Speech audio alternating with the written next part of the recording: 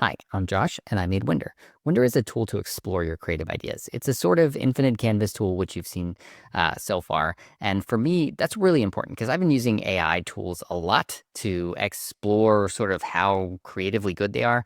One thing, they're bad at design, and two, just using ChatGPT, like that's not an infinite canvas, and I need an infinite canvas to really ideate and copy things and try. And to me, that's the design process. The design process is not typing in a prompt and getting an output.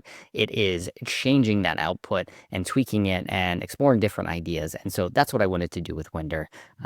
Hopefully you find it useful too. So let's start off with a presentation slide. You can design all kinds of stuff in Wender.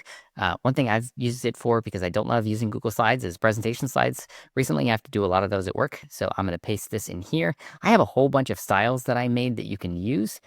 For this one, I'm going to use presentation slides. You can use any of these styles for anything you want to make. They're just sort of presets, because like I said before, I find that LLMs are pretty bad at design, so I've spent a lot of time trying to make them good at design, and you get to benefit from that by using the pre-built styles that I've made here. So let's do that.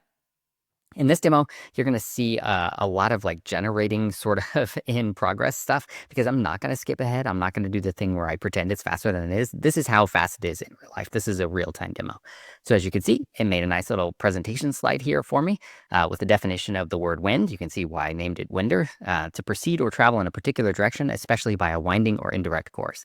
And again, that's what I want Wender to be. I want it to be that indirect course. I really want to explore my creative ideas. And Wender outputs code. And so you can see it's HTML and CSS. You own this code. I don't. You can use it, copy it, throw it in a document. It'll spit out HTML or a web page that looks exactly like what you see here in this iframe. And because it should look great at any size. So let's say you want it for a mobile view or a desktop view. You don't have to redesign it in most cases. It's just sort of responsive out of the box. And if it's not, tell the bot to make it better and make it more responsive out of the box. So again, so I don't think it's designed to just let the bot do stuff. It is designed to, or it is designed when you inflict your own creative thoughts on top of what the bot has done. So let's say I want to do something just simple here to show it off. I'm going to say, make the big word yellow. Why not? This is just an example of how you can chat back and forth with the design and request changes. So hopefully, if everything goes well, there you go, and hit the big word yellow for me. So I can change stuff. So if I double click in here, now I'm in text editing mode, and so I can change that to Wender. And so you can see that.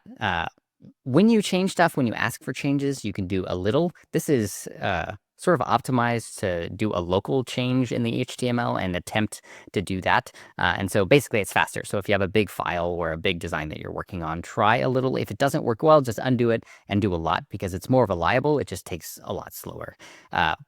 In terms of models, you can choose your model in here. I would recommend sticking to Claude 3.7 almost the entire time as you're a beginner. It's just like way better at design than all the others I found. You can play with the other models for sure, but just poking around, just getting started, try to stick with that one. Let's try another example in here. So I'm going to do a UI design example. Wender is great at UI. So I have all these like little examples that you can try by just clicking on a button. So I'm going to design a simple cozy journal iOS app. And as you can see, my screen is already narrow like an iOS app.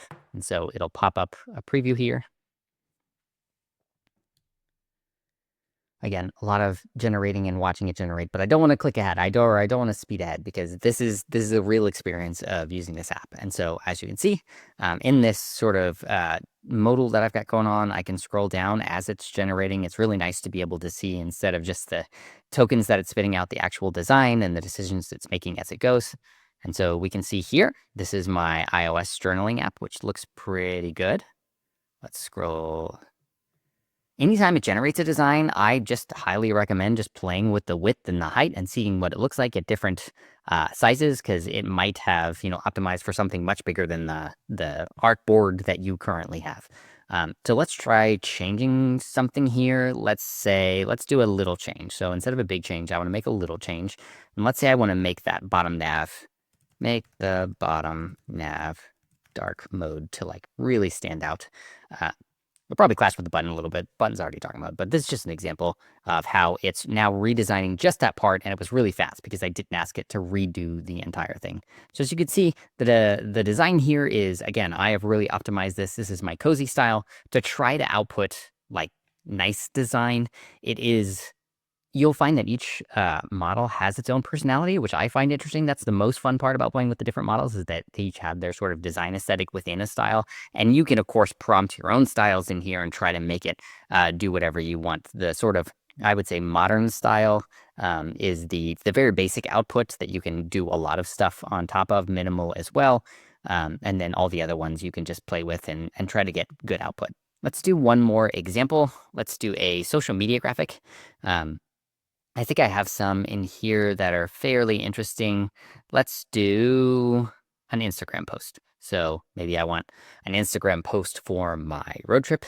And as you can see, it grabs images from Unsplash. Wender is not an image generator. That's very important. This is not using AI imagery. These are real photographers providing their photos for free. And if you look in the image tab, you can see the Unsplash link and the photographer that took that photo.